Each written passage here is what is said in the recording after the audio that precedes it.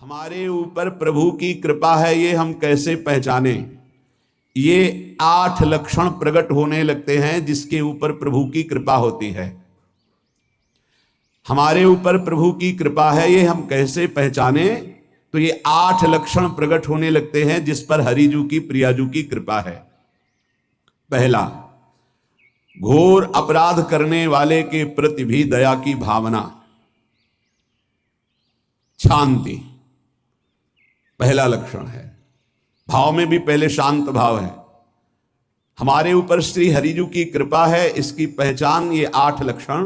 पहला, शांति, अर्थात घोर अपराधी के प्रति भी गुस्सा ना क्षमा करना, ये हरि की कृपा का लक्षण है।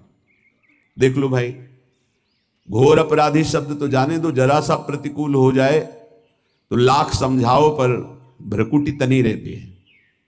ईर्ष्या, द्वेष, मात्सर्य, द्रोह, ये उपासक के हृदय की विषय नहीं, ये तो गंदे विषयी पुरुषों के हृदय के लक्षण हैं। जहां ईर्ष्या है, मात्सर्य है, द्वेष है, द्रोह है, ये कुमति के लक्षण है, ये सुमति के लक्षण नहीं, ये हरि कृपा पात्र के लक्षण नहीं।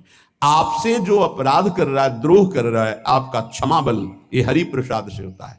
शांति, क्षमा बल, शांति, सह गया, क्या करूं, सहना ही पड़ेगा क्योंकि भगवत मार्ग में वो ऐसा नहीं होता।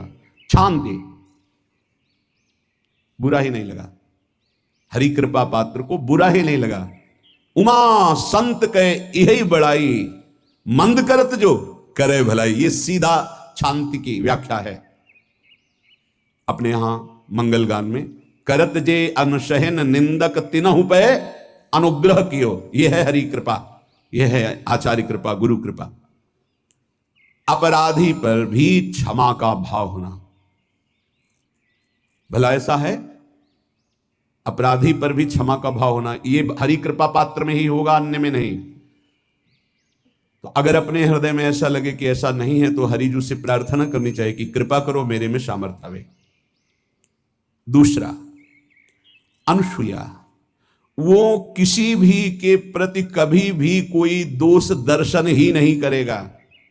दोष कथन, दोष श्रवण की तो बात जाने दो। अनुसूया, दूसरों के गुणों में दोष ढूंढना, ये नहीं होता हरि कृपा पात्र में, ये नहीं होता। ये सब भजन के नाश करने वाले, जैसे पहला अपराधी पर क्रोध कर देना, तो माया ने भेजा इसीलिए था कि तुम्हारे साथ व्यवहार ऐसा करे कि तुम क्रोध करो, क्रोध करोगे तुम्हारी ऊर्जा शक्ति नष्ट हो जाएगी, अध्यात्म में जो चलने की थी। और कहीं तुमने संकल्प कर लिया तो भजन शक्ति नष्ट हो जाएगी। तो अगर भजन बल है तो गया, जरूर उसको दंड मिलेगा, पक्का मिलेगा, 100% मिलेगा, लेकिन आप खाली हो गए। ना भजन करने की वृत्ति रहेगी और ना भजन रहेगा, दोनों बात। अनुसूया, किसी के सद्गुणों में दोष देखना, गुणों में दोष ढूंढना, ये हरि कृपा पात्र में नहीं होता। ये बहुत मंगलमयी बातें हैं जिससे हमारा भजन मार्ग पुष्ट होता है। तीसरा, वो बाहर से और भीतर से पवित्र रहता है, हरि कृपा पात्र। शौचाचार का ज्ञान होना चाहिए, वस्त्र आपके पवित्र होने चाहिए, ये बाहरी, जल रज आदि के द्वारा बाहरी पवित्रता। और निष्कपटता, निश्चलता, सत्य भाव, ये अंदर की पवित्रता है। अगर कपट है, छल है, असत्य है तो हृदय मलिन रहता है। भीतर और बाहर से पवित्र रहना, इसमें खास बात क्या है भीतर और बाहर से पवित्र रहने में? भीतर और बाहर से सदैव पवित्र कौन रह सकता है? तो बोले जो पुंडरीकाक्ष भगवान श्री हरि का, प्रियाजू का स्मरण करता रहता है, वो शवायाभ्यंतर शुचि, वो बाह्य और अभ्यंतर दोनों से पावन रहता है। तीसरी जो कृपा का लक्षण है, अर्थात वो सदैव भगवत चिंतन परायण, शौचाचार का पालन करने वाला, बाहर और भीतर से हरि कृपा पात्र पवित्र रहता है। लघु शंका में जल पात्र में रखा जाता है, जनेंद्रिय को पवित्र किया जाता है, फिर हाथ रज से धो के, फिर कुल्ला करके, आचमन करके, पैर धोकर, ऐसे पवित्र आचरण, ऐसे पशुवत व्यवहार ठीक नहीं।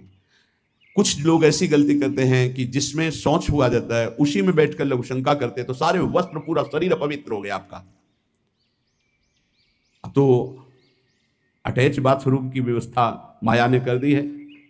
हमें लगता है कि शौचालय अलग होना चाहिए और स्नान गृह अलग होना चाहिए, थोड़ा ही चाहे भेद हो, अंतराय होना चाहिए पवित्रता के लिए। अब ये शौचालय है, यही स्नान करना है, यही लघुशंका करनी है, तो पवित्रता का निर्वाह नहीं हो पाता। यदि जिस उस जगह आप शौच करते हैं, जो बैठकर उसी पे बैठ के लघुशंका करते हैं, तो आपको पूरा वस्त्र सहित स्नान करना चाहिए पवित्रता के, तभी बुद्धि भ्रष्ट हो जाती है।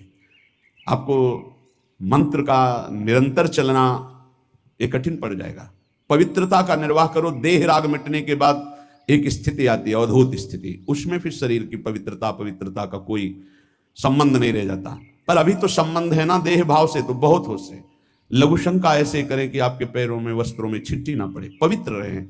हर समय हमें पवित्र मंत्र जपना है, नाम जपना है, श्री की सेवा में रहना है। बहुत जल्दीबाजी खड़े खड़े लघुशंका की छिट्टी आप पड़ रही बस ऐसे चल दिए, वो पशुवत आचरण भगवत मार्ग में नहीं चल पाओगे। वो अंदर तुम्हारे व्याकुलता पैदा करता रहेगा, भोगों की, संसार की। शौचाचार का बहुत बड़ा फल है, शरीर राग छूट जाएगा। ये बात समझ लो, शरीर राग छूट जाएगा। शरीर संबंधी पवित्रता शरीर राग छुड़ा देती है, आंतरिक रहस्य है ये।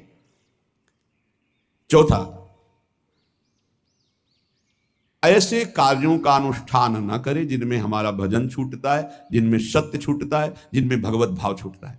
जैसे आपके ऊपर कृपा हुई, आप भगवत मार्ग में चल रहे हैं, अब आप ऐसे सांसारिक कार्यों का अनुष्ठान कर रहे हैं जिनमें आपकी चित्तवृत्ति बिल्कुल भगवत विमुख हो रही, तो जीवन का लाभ क्या होगा? लाभ तो है भगवत स्मरण से। इसी की मानो टीका है, छठदम शील विरत बहु कर्मा, निरत निरंतर सज्जन धर्मा। शीलवान और ऐसे कर्मों से विरत जिनसे भगवत विस्मरण होता है, जो सज्जन पुरुषों के द्वारा धर्मानुष्ठान होते हुए उन्हीं का अनुष्ठान, ऐसे कर्मों में ना जाए जिससे भगवत विस्मरण होता है। जैसे कल एक ने प्रश्न किया कि मैं खाता तो नहीं हूं लेकिन मांस की दुकान में मांस बेचता हूं, होटल आदमी, क्या उचित है? ये उचित कैसे हो सकता है?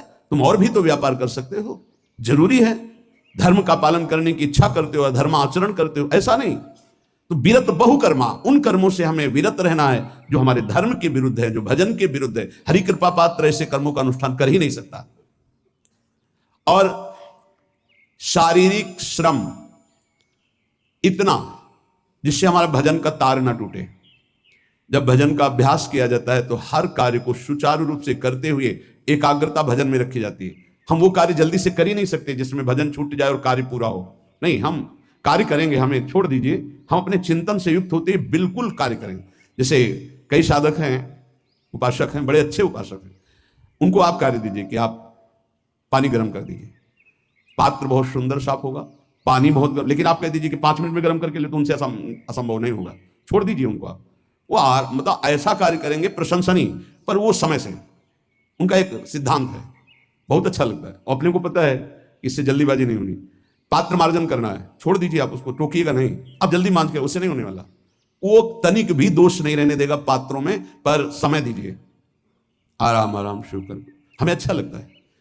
भगवत चिंतन परायण उपासक की यही वृत्ति होती है।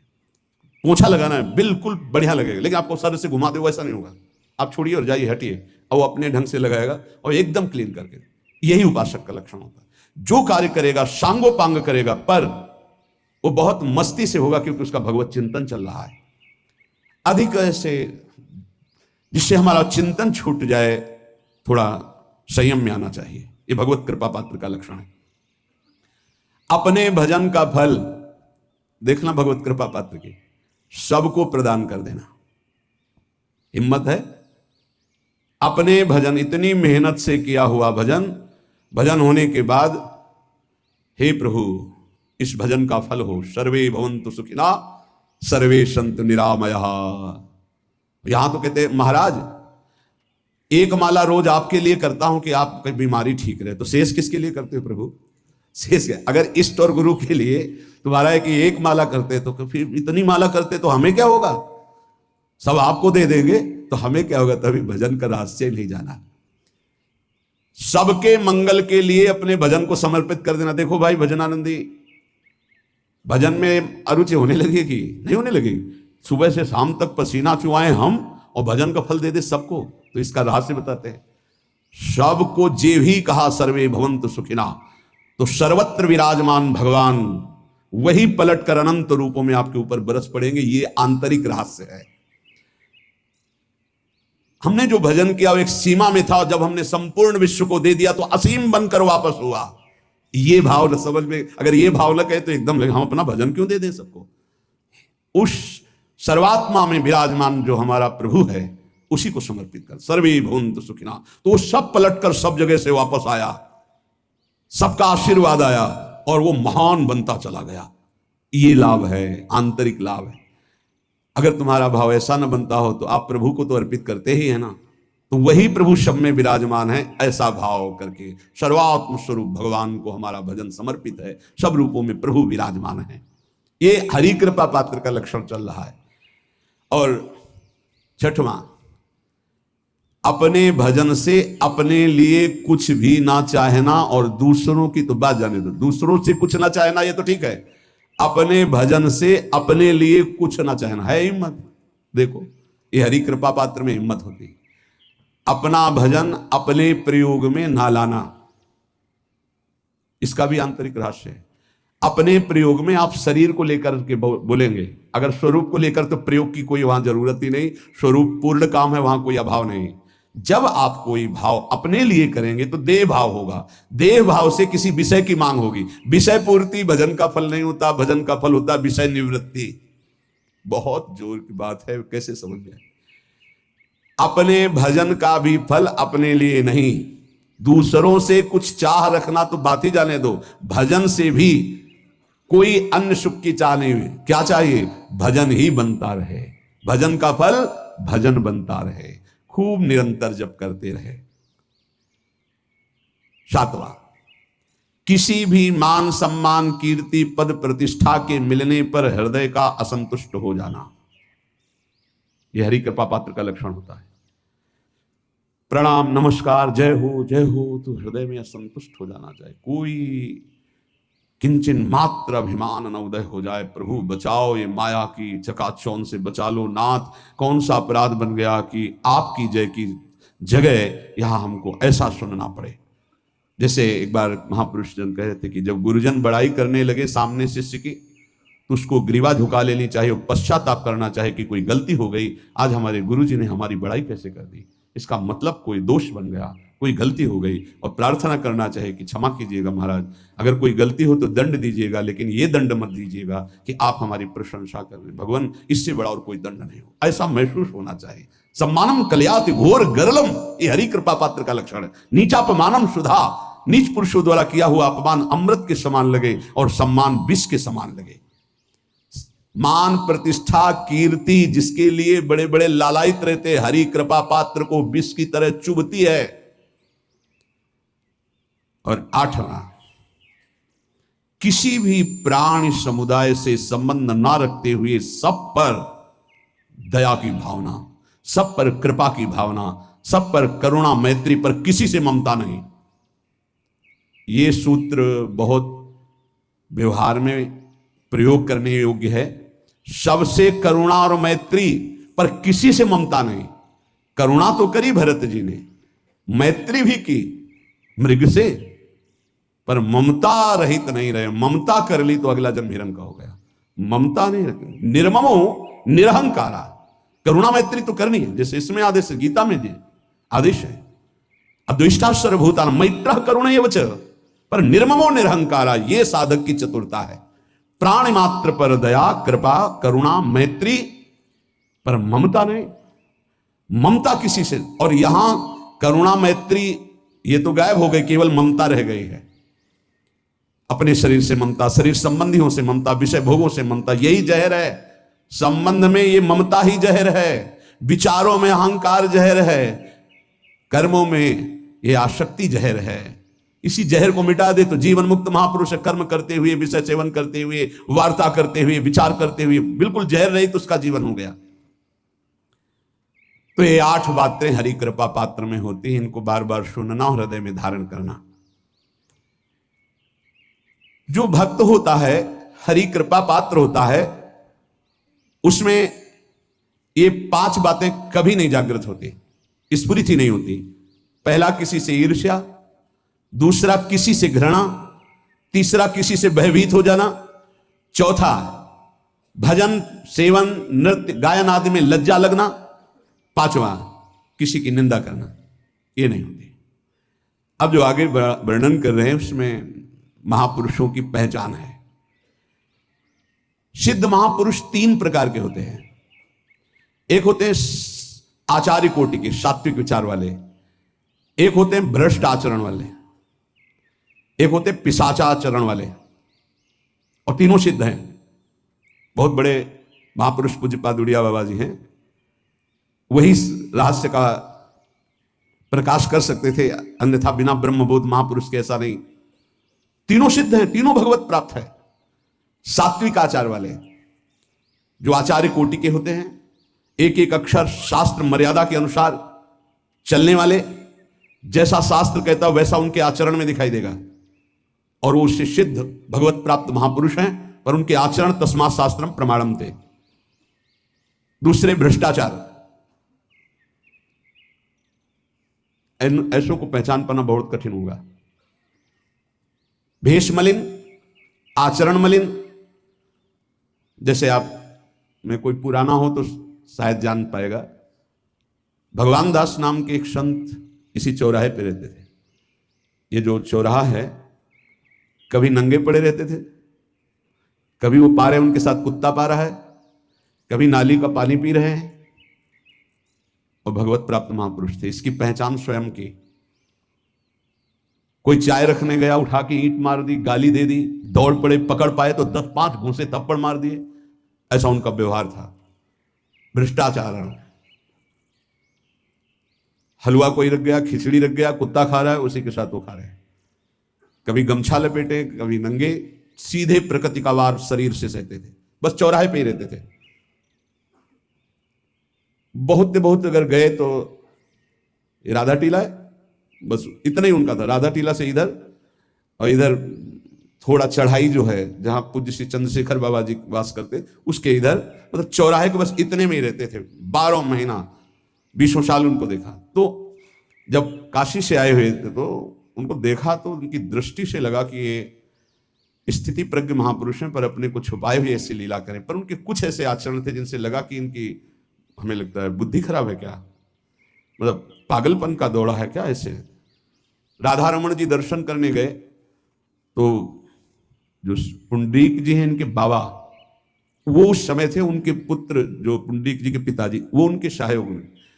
तो करुणा कृपा हुई उनकी, उन्होंने देखा। वो तो बाद में परिचय जाना उनका, हमें पता नहीं, तो बाद में परिचय।